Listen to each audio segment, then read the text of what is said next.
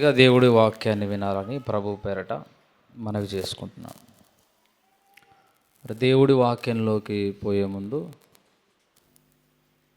ఒక యథార్థ సంఘటన గురించి తెలుసుకొని ముందుకెళ్దాం ప్రియులారా.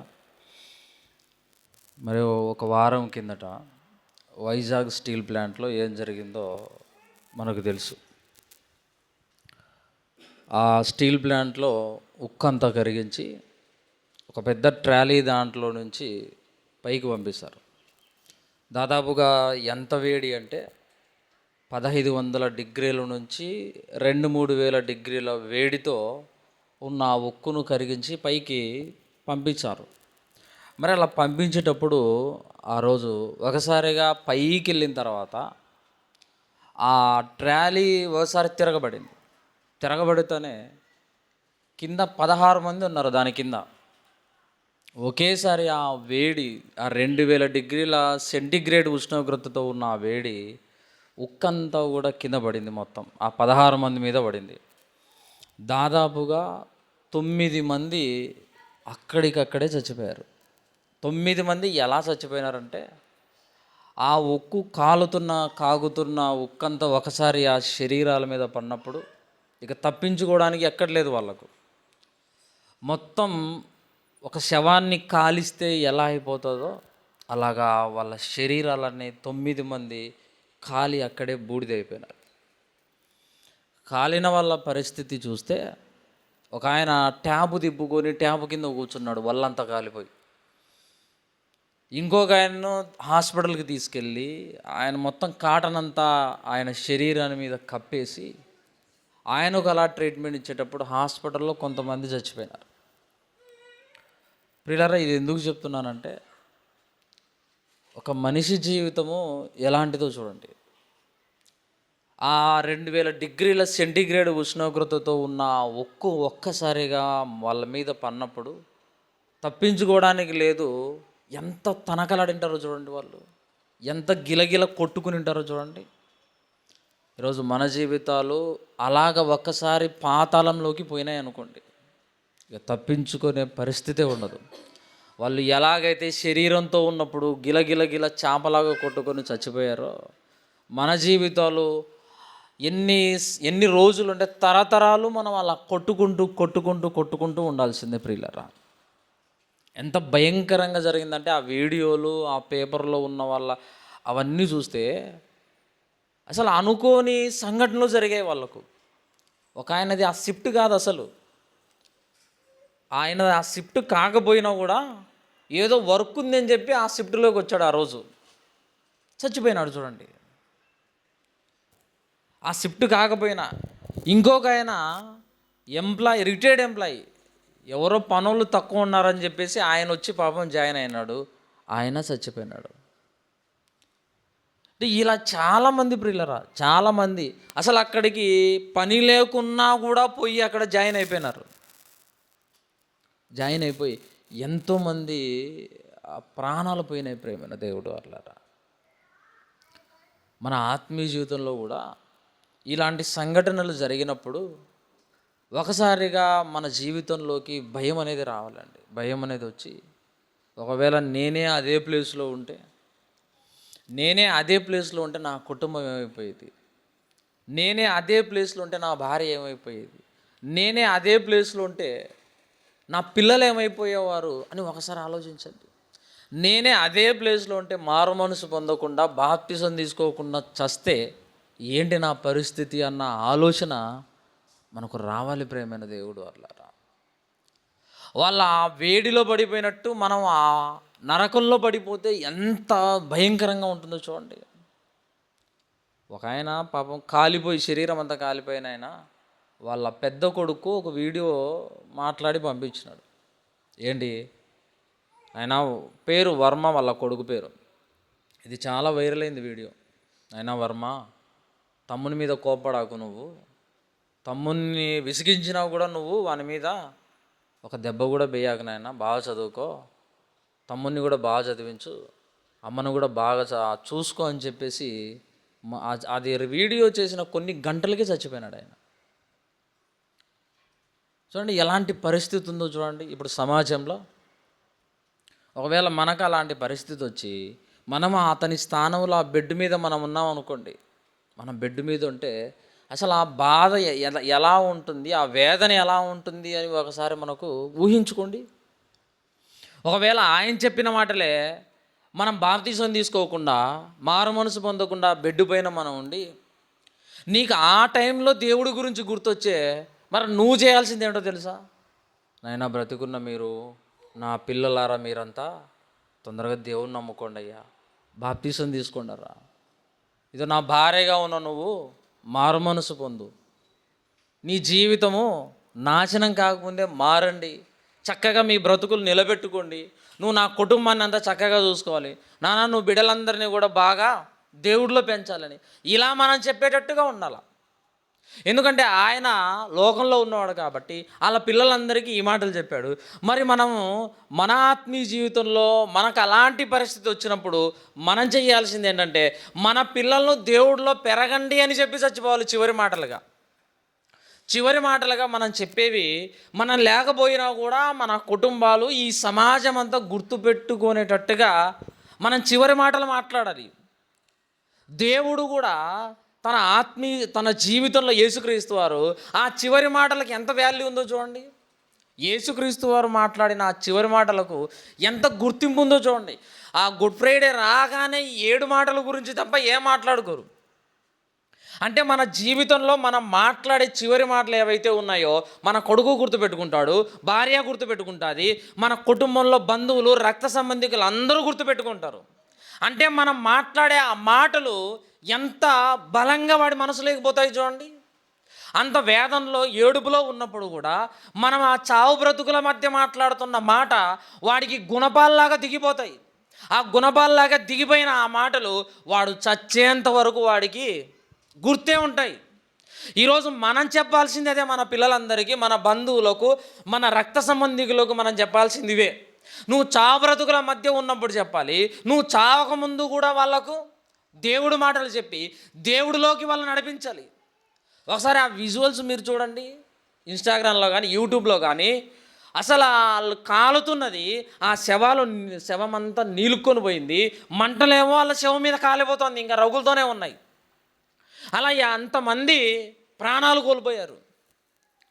మన జీవితాల్లో అలాంటిది జరగకముందే ఏది మనకేం ఉక్కు వాళ్ళకు చెప్పి వచ్చిందో చెప్పండి? ఉక్కు నేను పడుతున్నాను, పడుతుందని చెప్పి వచ్చిందా? లేదు కదా.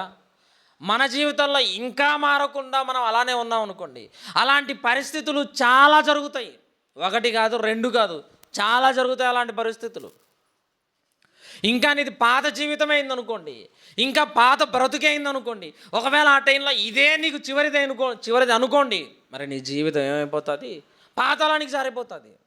మారిన నీకు కూడా ఇంకా మారకుండా నువ్వు అలానే ఉండి ఇదే నీకు చివరిదే అనుకోండి, నువ్వు ఎక్కడుంటావో తెలుసా? చచ్చే నరకంలోనే ఉంటాం. ప్రేమైన దేవుడు వాళ్ళ నరకంలోనే మన జీవితాలు ఉంటాయి. అందుకోసమేనండి మారిన మన బ్రతుకుల్లో ఇంకా ఏముండకూడదంటే, పాతది కనపడకూడదు, పాతది ఉండకూడదు అని దేవుడు చెప్తున్నాడు. అంటే మీ దేవుడు ఇజ్రాయేలీల ముందర ఎన్ని అద్భుత కార్యాలు, సూచక్రియలు చేశారో మనకు తెలుసు.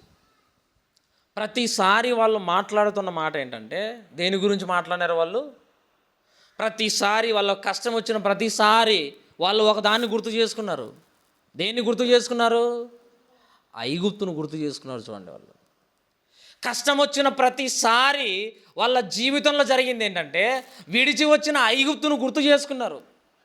ఇజ్రాయేలీలు ఐగుప్తును విడిచొచ్చినా కూడా ఇంకా అదే గుర్తుందంటే, అదే జ్ఞాపకం ఉందంటే, విడిచి వచ్చినా కూడా వాళ్ళ మనసు ఎక్కడుంది? ఐగుప్తు మీద ఉంది. ఈరోజు మన జీవితంలో కూడా పాత వాటిని విడిచిపెట్టి మనం దేవుడిలోకి వచ్చి బాప్తిసాలు తీసుకొని ఎన్నో సంవత్సరాలు అవుతున్నప్పటికీ కూడా ఇంకా మన మనసులో పాతవే ఉన్నాయంటే, నువ్వు కేవలం నీ శరీరం మాత్రమే ఇక్కడుంది, కానీ నీ మనసంతా పాత వాటి మీదే ఉంది, నీ మనసంతా పాత బ్రతుకు మీదే ఉందని అర్థం. ఇంకెప్పుడు వదిలేసుకుంటాం చెప్పండి ఆ జీవితాన్ని? ఇంకెప్పుడు మనం పోగొట్టుకుంటాం ఆ జీవితాన్ని? పోయిందిలే అని నువ్వు అనుకుంటున్నావు, కానీ నువ్వు వాటిని ఇంకా తెచ్చుకుంటున్నావు నీ మనసును వెనకనే పెట్టుకొని.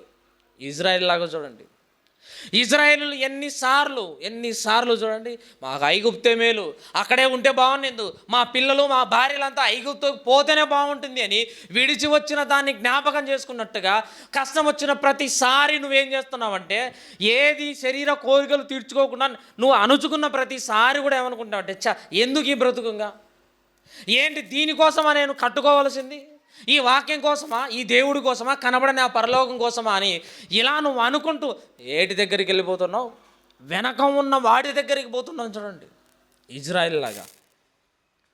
ఎందుకంటే వాళ్ళ బ్రతుకుల్లో పూర్తిగా ఏముంది, ఐగుప్తే ఉందండి. విడిచి వచ్చిన ఐగుప్తునే వాళ్ళ మనసులో వాళ్ళు నిక్షిప్తం చేసుకున్నారు. దేవుడు అన్ని అద్భుత కార్యాలు సూచక్రియలు చేసినా, వాళ్ళ జీవితాల్లో ఎన్నో వెలుగులు నింపినా కూడా, అంధకారంలో నుంచి వెలుగులోకి తెచ్చినప్పటికి కూడా ఇంకా వాళ్ళ జీవితాలు చీకటిలోనే ఉన్నాయి. ఇంకా వాళ్ళ మనసు చీకటితోనే కట్టుకొని ఉంది. చూడండి, వదిలేసుకోలేదు దాన్ని. మనం కూడా ఇన్ని వాక్యాలు వింటున్నా, ఇంతగా మనం వాక్యాలు చెబుతున్నా కూడా, రొట్టె ద్రాక్షారసంలో మనం చెయ్యేస్తున్నా కూడా, ఇన్ని జీవితాలు మన కళ్ళ ముందు చూస్తున్నా కూడా ఇంకా పాతదాన్ని తెచ్చుకొని మనము వెంబలాడుతున్నాం. చూడండి, ఇంకా పాతదాన్ని మనం పట్టుకొని వేలాడుతున్నాం. కానీ ఈ దేవుడి కోసం భవిష్యత్తులో చేయాల్సినవి కానీ దీన్ని ఎలాగ వదిలేసుకోవాలి పాపాన్ని అన్న ఆలోచన మన జీవితంలో రావడం లేదు. అందుకోసం దేవుడు ఏం చెప్తున్నాడంటే, మారిన మీ జీవితాల్లో ఇంకా ఏమీ కనపడకూడదు. ఇజ్రాయేల్ అందరూ సీనాయి కొండ కింద ఉన్నారు. మోషే గారేమో పైకి పోయిన తర్వాత అక్కడ ఒక మాట చెప్తాడు. ఏంటంటే, మోసే తడవు చేయగానే అన్న మాట ఉంటుంది. మోసే గారు లేట్ చేసినాడు. ఆ లేట్ చేయడం బట్టి కింద వీళ్ళ పరిస్థితి ఏమైపోయింది, ఒక బొమ్మను చేసుకుని దాన్ని మొక్కుకుంటున్నారు, బలులు అర్పించుకుంటున్నారు. చూడండి, మోసే గారు లేట్ చేయడం బట్టి ఆ ఇజ్రాయేల్ జీవితం ఎలా పాడైపోయిందో, నువ్వు లేట్ చేసావనుకోండి ఆత్మీయ జీవితంలో మారినప్పటికి కూడా ఇంకా దేవుడికి నువ్వు దగ్గరగా రాకపోతే ఇజ్రాయేలీల పరిస్థితి ఎలా అయిపోయిందో అంతకంటే భయంకరంగా మన పరిస్థితి మారిపోతుంది. అంతకంటే అధ్వానంగా మన ఆత్మీయ జీవితము కూలిపోతుంది. ప్రేమైన దేవుడు వాళ్ళారా, మనం లేట్ చేసినా లేదా దేవుడే నీ దగ్గరికి వాక్యాన్ని తీసుకురావడం లేట్ చేసినా కూడా పోయేది నీ బ్రతుకే, పోయేది మన బ్రతుకులే, ఎవరికి ఏం కాదు. మనము లేట్ చేసినా మన బతికే పోతుంది. దేవుడు వాక్యాన్ని మన దగ్గరికి తీసుకురావడం లేట్ చేసినా కూడా మన జీవితాలే పోతాయి.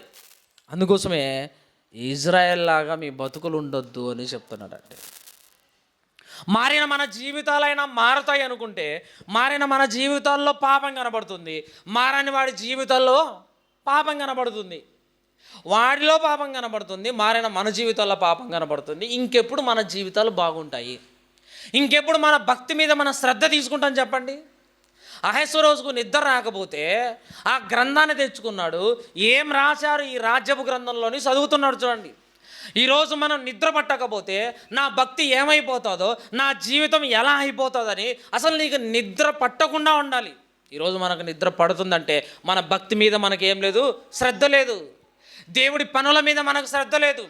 నిద్ర పట్టకపోవడం వల్లనే ఆ రాజ్యపు గ్రంథాన్ని చదువుతున్నప్పుడు నీకు రాత్రుల్లో నిద్ర పట్టకదు ఏదో ఒక రోజు. అప్పుడు నువ్వేం చేస్తున్నావు చెప్పు? నిద్ర పట్టనప్పుడు దేవుడి గ్రంథాన్ని తెరిచి చదువుతున్నావా?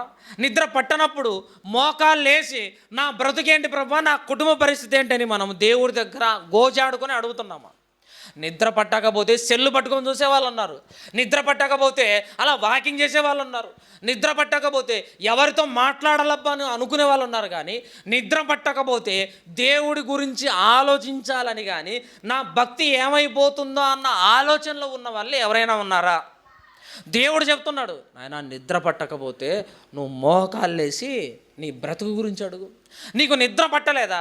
నిద్ర పట్టకపోతే ఎవరితో మాట్లాడాలి, ఎవరితో చాటింగ్లు చేయాలి, ఏమి చూడాలి అని నువ్వు అనుకోవకు. నిద్ర పట్టకపోతే నాతో చాటింగ్ చెయ్యా, నాకు నీ మాటలు చెప్పయ్యా, నీ సమస్యల గురించి చెప్పు.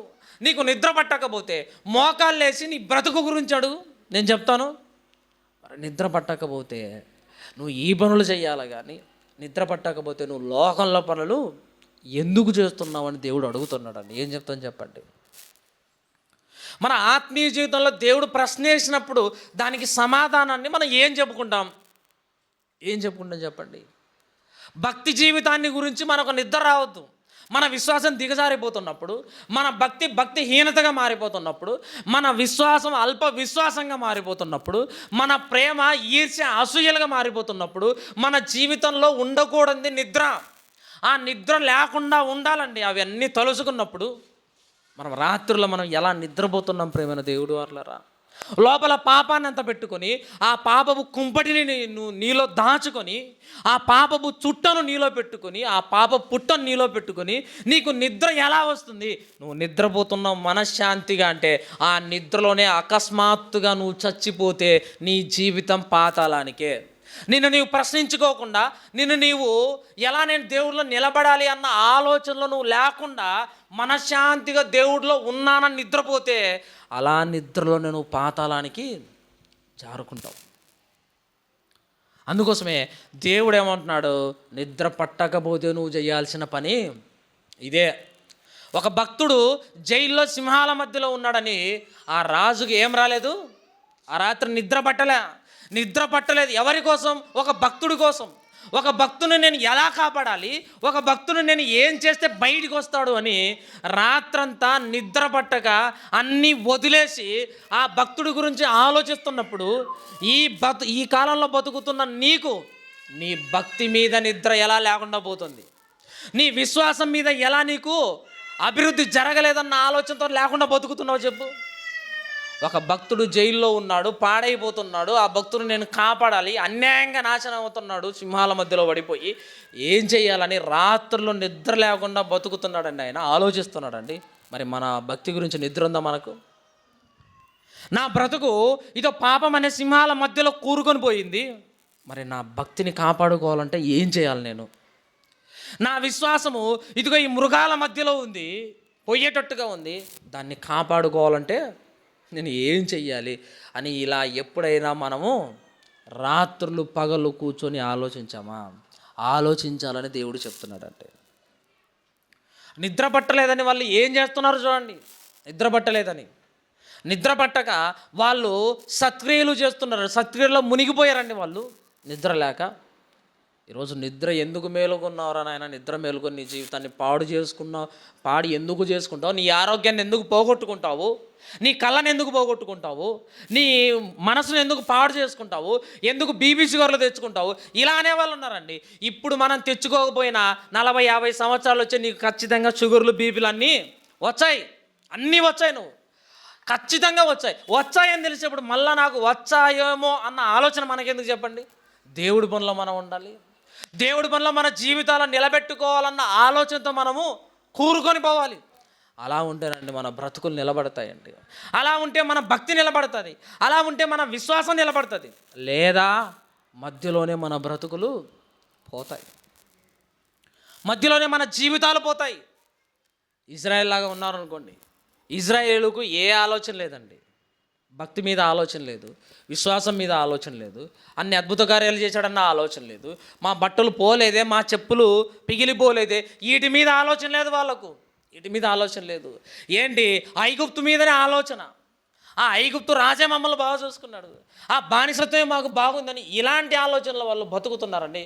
మన వాళ్ళు కూడా అప్పుడప్పుడు ఇలాంటి ఆలోచన లేవా? నేను లోకంలో ఉన్నప్పుడే బాగుండేది, లోకంలో ఉన్నప్పుడు ఏ ఇబ్బంది లేదు, అంత సుఖంగా ఉండేది, లోకంలో ఉన్నప్పుడే మా కుటుంబం బాగుంది. కానీ దేవుని నమ్ముకున్న తర్వాత మా జీవితాలు ఎట్లా అయిపోయినాయి చూడు, మా బ్రతుకులు ఎట్లా నాశనం అవుతున్నాయి చూడని మరలా పాత జీవితంలోకి వెళ్ళే వాళ్ళు ఉన్నారు, మరలా పాత సుఖంలోకి వెళ్ళే వాళ్ళు ఉన్నారు.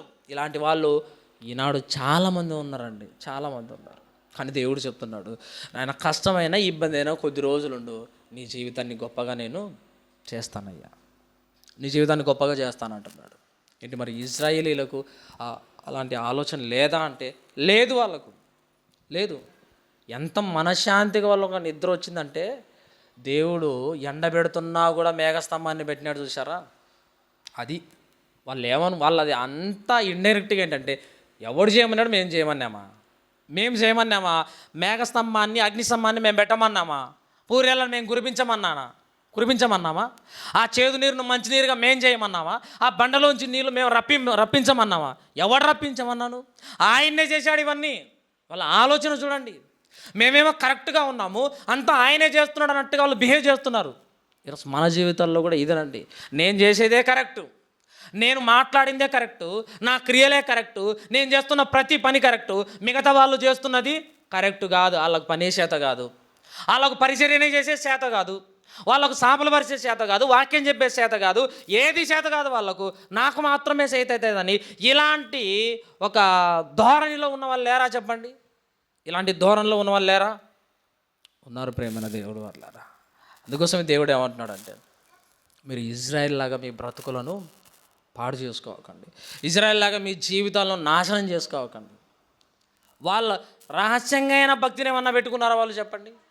సర్లే పైకి అందరూ కూడా దేవుణ్ణి సనుగుతా అన్నారు, గోనుగుతా అన్నారు, కనీసము పక్కనైనా మంచిగా వాళ్ళ గుడారాల్లో ఉన్నైనా బతికే వాళ్ళు ఉన్నారు. అలాంటి వాళ్ళు ఎవరున్నారు చెప్పండి? ఎవరు లేరు. మొత్తం ఎంతమందిని తీసుకొచ్చి అంతమంది జీవితాలు అట్లా అయిపోయినాయి చూడండి. దేవుడు ఎంత బాధపడిపోతాడో ఒకసారి ఆలోచించండి. అక్కడి నుంచి ఆ బానిసత్వం నుంచి 6 లక్షల మంది ఉంటే మిగతా ఎంతోమంది ఉన్నారు. వాళ్ళందరిలో ఒక్కడు కూడా ఆయన చేసిన ఉపకారానికి మేలుగా నేను ఆయన కోసం ఏదైనా చెయ్యాలి అన్న ఆలోచన లేకుండా వచ్చిన అందరూ అట్లే అయిపోతే ఇప్పుడు దేవుడు ఎంత బాధపడిపోతాడో చూడండి. వచ్చిన అందరూ అంతమందిని బయటికి తీసుకొచ్చే ఈరోజు మనల్ని తీసుకురాలేదు దేవుడు, మనల్ని తీసుకొని వచ్చాడు. మరి మనల్ని తీసుకొని వచ్చినప్పుడు మనలో ఎంతమంది దేవుడితో హత్తుకొని ఉన్నారు, ఎంతమంది దేవుడితో సహవాసాన్ని కలిగి ఉన్నారు, ఎంతమంది దేవుడి మీద విశ్వాసాన్ని కలిగి ప్రతి అడుగు ముందుకేస్తున్నారు, ఎంతమంది దేవుడి ఆలోచనలతో ఉంటూ అందరినీ గౌరవిస్తూ అందరినీ ప్రేమిస్తూ వారి ఆత్మీయ జీవితాన్ని ముందుకు తీసుకెళ్తున్నారు చెప్పండి. మనలో ఎంతమంది అలాగా బతుకుతున్నారు? ఇజ్రాయెల్ లాగా ఎంతమంది బానిసత్వం నుంచి వచ్చే అంతమంది మరలా అట్ల లోకంలోకి పోతున్నట్టుగా మనం ఎంతమంది అయితే పాపం నుంచి బాప్తిజం తీసుకుని వచ్చామో మనము కూడా మన జీవితాలు కూడా అట్లే ఇజ్రాయెల్ లాగానే మారిపోతున్నాయి. ఇంకెప్పుడు ఉంటాయి చెప్పండి? ఇంకెప్పుడు మన బ్రతుకులు నిలబడతాయి? ఇంకెప్పుడు మన ఆత్మీయ జీవితాలు బాగుంటాయి? పైకి మనకు భక్తి చూపకపోయినా కనీసం మనసులో అయినా నీ భక్తిని పెట్టుకోవాలి కదా, మనసులో నీ భక్తిని పెట్టుకోవాలి కదా. లాజరు గారికి ఏం చెప్పాడు చెప్పండి? ఏం చూపించాడు లాజరు గారు? ఒక ప్రార్థన చేసి చూపించాడా? ఒక వాక్యం చెప్పేది చూపించాడా? ఒక సత్క్రియలు చేసి చూపించాడా? ఒక పాట పాడేది చూపించాడా చెప్పండి? లాజరు గారు, లాజరు గారి బ్రతుకంతా అలా పడుకొని ఉండడమేనండి. అలాంటి ఆయన జీవితం ఎక్కడికి వెళ్ళింది? అబ్రహాము గారి దగ్గరికి వెళ్ళిపోయింది, పరదేశికి వెళ్ళిపోయింది చూడండి. కనీసం మన జీవితాల్లో అలాంటి రహస్యమైన భక్తి ఏమైనా చూపిస్తున్నామా? అలా రహస్యంగా ప్రార్థన చేసుకొని నీ భక్తిని నువ్వు కాపాడుకుంటున్నావా? నీ భక్తిని నువ్వు కాపాడుకుంటున్నావా? ఒక లాజరు గారి లాగా నీ భక్తి లేకపోతే ఎలా చెప్పండి? పైకి అందరూ ఈడు రోగంతో ఉన్నాడు, కురుపులతో ఉన్నాడు, ఈడి జీవితం ఇంతే అనుకున్నారు, కానీ ఆడిలో భక్తి ఎంత ఉంది, వాడి విశ్వాసం ఇంత గొప్పదని ఎవరు గుర్తించలేకపోయారు, ఒక దేవుడు తప్ప. ఈరోజు అందరికీ మనం పనికిరాని వాళ్ళం కనబడవచ్చు. వీడు వేస్ట్ బా, వీడు బీదోడు బా, వీడి దగ్గర ఏమీ లేదు బా అని అనుకోవచ్చు అందరూ. కానీ అందరూ అలా అనుకున్నా కూడా నీలో భక్తి చాలా గొప్పగా ఉండాలి. నువ్వు తక్కువవాడి కనపచ్చు, కానీ నీ భక్తి మాత్రం గొప్పగా కనబడాలి. నువ్వు పేదవాడివే కానీ నువ్వు దేవుడిలో ధనవంతుడిగా కనపడాలండి. అలా కనబడితేనే లాజరు గారిలాగా నీ జీవితము పరలోకానికి వెళ్ళిపోతుంది ప్రేమైన దేవుడు వాళ్ళరా. అలాగ మన బ్రతుకుందా? అలాగైనా ఉందా చెప్పండి? అలాగైనా ఉందా? యోబు గారి భక్తి ఎవరికి తెలుసు చెప్పండి? వాళ్ళ భార్యకి తెలుసా? వాళ్ళకు చుట్టూ ఉన్న వాళ్ళకి తెలుసా? వాళ్ళ అక్క చెల్లెలకు తెలుసా? అన్నదమ్ములకు తెలుసా? యోబు గారి భక్తే ఎవరికి తెలియలేదండి, ఎవరికి తెలియలేదు. చివరికి ఆయన పక్కనున్న స్నేహితులకు కూడా ఆయన భక్తి తెలియదు. కానీ భక్తి గురించి మాట్లాడింది ఒకే ఒకడు, పరలోకంలో ఉన్న దేవుడు మాత్రమే. ఈరోజు మన భక్తి చుట్టూ ఉన్న వాళ్ళు మాట్లాడకపోయినా పరలోకంలో ఉన్న దేవుడు చెప్పాలి. భూమి మీద నా కుమారుడు బతుకుతున్నాడు, అలాంటి వాడు ఆ ఊరిలో ఎవరు లేరు, ఆ కుటుంబంలో ఎవరు లేడు, ఈ దేశంలోనే ఎవరు లేడని పరలోకంలో ఉన్న దేవుడు మన భక్తి గురించి చెప్పాలా? అలాగైనా మనం బతుకుతున్నామా చెప్పండి? అలాగైనా ఉన్నామా? ఈరోజు యోబు గారి భక్తి గురించి ఎవరికి తెలియదండి. అన్నీ వచ్చిన తర్వాత అప్పుడు అందరూ పరిగెత్తుకుంటూ వచ్చారండి. ఆరోగ్యం వచ్చింది, ఆస్తి అంత వచ్చింది, అందరూ వస్తే అక్కా చెల్లెళ్ళు అన్నదమ్ములు పరిగెత్తుకొని వచ్చి ఏమంటారో తెలుసా? వాళ్ళు తలా ఒక బంగారు ఇచ్చారండి, తలా ఒక చిన్నది గోల్డ్ ఇచ్చేసి, నైనా ఎలా తట్టుకున్నావురా బాధను, నువ్వు ఎలా భరించారు నువ్వు ఆ బాధనని ఇలాంటి మాటలు మాట్లాడుతున్నారు. ఎందుకు? ఆయన రోగంతో ఉన్నప్పుడు రాలేదే, ఆయన రోగంతో ఉన్నప్పుడు ఒక బంగారు గోల్డ్ రింగ్ ఇలాదే, మరి నీకు అన్నీ లేనప్పుడేమో దూరంగా పోయి ఆయన భక్తి గురించి తెలియక, ఆయన విశ్వాసం గురించి తెలియక, అన్నీ వచ్చినప్పుడేమో మళ్ళీ పరిగెత్తుకుంటూ వచ్చి ఎలా భరించావు నాయన అని మాట్లాడుతున్నారంటే, ఈరోజు మన భక్తి మన భార్యకి కనపడకపోవచ్చు, మన పిల్లలకు కనపడకపోవచ్చు, ఎవరికి కనపడకపోవచ్చు అండి. ఖచ్చితంగా మన భక్తి మాత్రం ఎవరికి కనపడాలి? పరలోకంలో ఉన్న దేవుడికి మాత్రమే కనపడాలి. ఆ పరలోకంలో ఉన్న దేవుడే మనల్ని ఎంకరేజ్ చేసే మాటలు మాట్లాడినా, మనల్ని పడిపోయినా మనల్ని లేవనెత్తే మాటలు చెప్పాలన్నా పరలోకంలో ఉన్న దేవుడు మాత్రమే ఆయన కనబడాలండి. భూమి మీద మనం పడిపోయినాం అనుకోండి, భక్తిలో పడిపోయినా కూడా ఏమంటారు తెలుసా? వాడిగా జరగాల్సిందే, వాడు అతి మాటలు మాట్లాడినాడు, అట్లా చేసినాడు, ఇట్లా చేసినాడు కాబట్టి వాడికి అది జరగాల్సిందే, వాడు పడిపోవాల్సిందే అని ఇలాంటి మాటలు మాట్లాడతారు. ఇలాంటి మాటలతో వాళ్ళు ఇంకా మన ఉన్న భక్తిని కూడా లేకుండా చేస్తారండి. కానీ పరలోకంలో ఉన్న దేవుడు అలా కాదు. పడిపోతే మరలా నిన్ను తిరిగి లేపాలని ప్రయత్నిస్తాడు.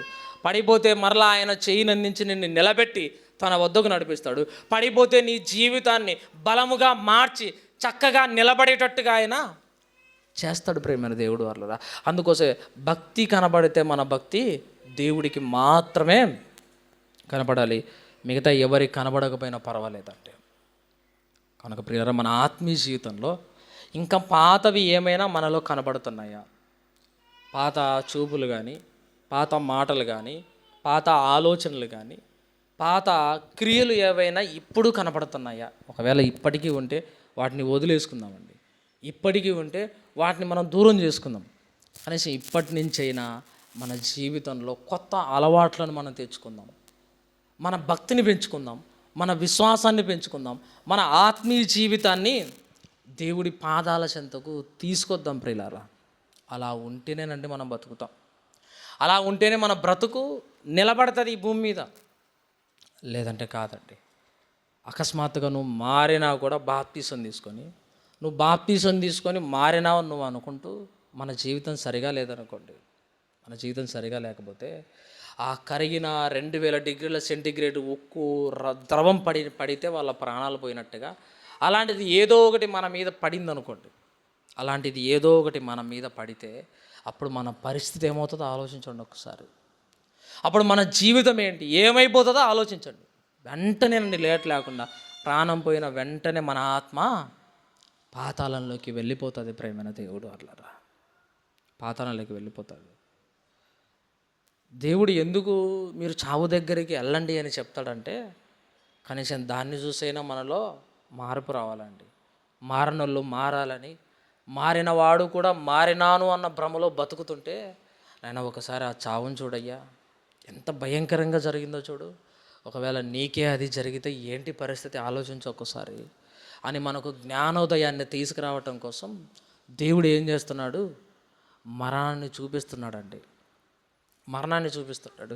దాన్ని చూసిన తర్వాత అయినా మనం మారాలండి. అలాంటివే కాదు, మన ఇండ్ల ముందు జరిగిన సంఘటనలైనా సరే, ఎవరైనా చనిపోయినా మనకు అదే రావాలండి, అదే రావాలి. చావులు యవనస్తులు చూసి చాలా భయపడతారండి, పెళ్ళైన వాళ్ళని చూసి చాలా భయపడతారు. కానీ ముసలోళ్ళు చనిపోయినారు అనుకోండి, భయమే ఉండదు. ముసలోడు చనిపోయినాలే అనుకుంటారు చూడండి.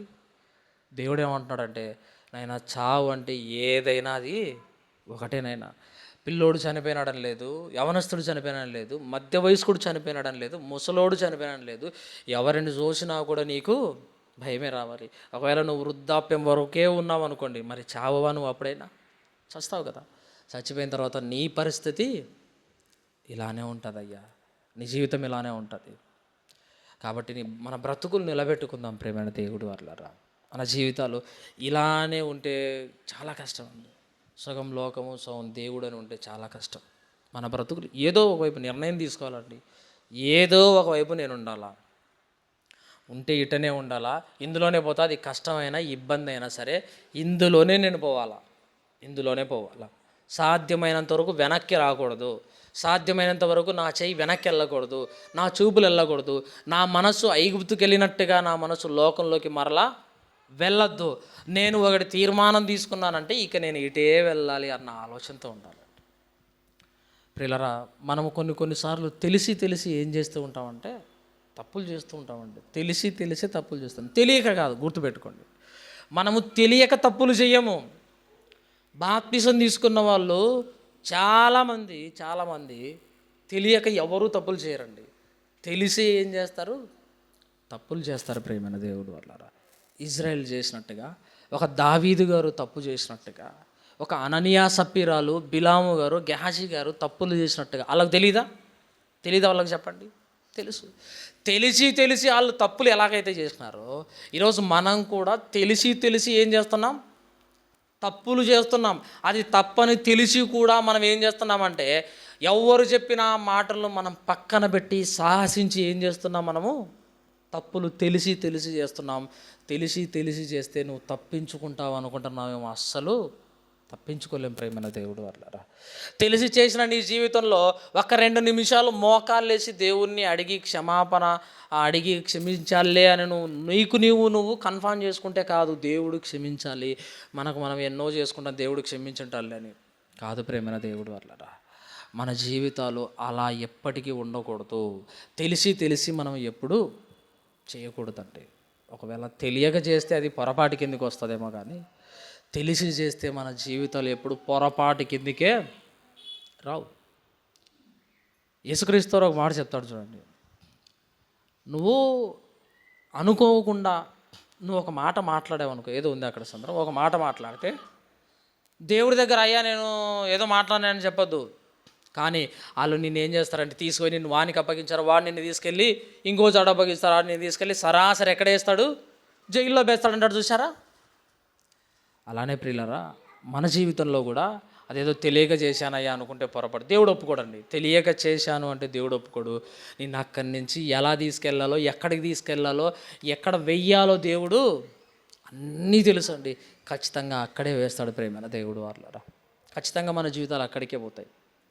కాబట్టి మనం ఒక మాట మాట్లాడేటప్పుడు కానీ, ఒక చూపులు చూసేటప్పుడు కానీ, ఒక మొబైల్ ఫోన్లో మాట్లాడేటప్పుడు కానీ, ఒక మొబైల్ ఫోన్లో ఏదైనా మనం చేసేటప్పుడు కానీ ఖచ్చితంగా మనం ఏం చేస్తామంటే తెలిసి చాలా తప్పులు చేస్తామంటే మనం అనుకుంటాం. మనం కన్ఫర్మ్ ఎప్పుడు చేసుకోవద్దండి. ఇది తప్పు కాదులే అని మనం ఎప్పుడు కన్ఫర్మ్ చేసుకోకూడదు. దేవుడికి ఇది తప్పా కాదని ఆలోచించాలండి ఫస్ట్. అది మనం నేర్చుకోవాల్సింది. ఒక పని మనం చేస్తున్నామంటే ఈ పని దేవుడి దృష్టిలో తప్పా కదా, మనుషుల దృష్టిలో పక్కన పెట్టండి. ఫస్ట్ మనుషుల దృష్టిలో పక్కన పెట్టండి, ఇది దేవుడి దృష్టిలో తప్పా కాదా. ఒక సెల్ ఫోన్ నేను తీసుకున్నాను, ఆ వీడియోలు చూసుకుంటూ ఒక వీడియో వచ్చింది. ఇది చూడటం తప్పా కాదా? తప్పు. అయితే ఇది నేను చూడొద్దు. ఒక మాట మనం మాట్లాడుతున్నాం, ఈ మాట మాట్లాడాలి మనం అనుకున్నప్పుడు ఇలా మాట్లాడితే తప్పా కాదా? ఇది తప్పే, ఇది మాట్లాడద్దు. మనం సెల్ ఫోన్లో చాటింగ్లు చేస్తున్నాం, ఇది చాటింగ్లు చేయడం తప్పా కాదా?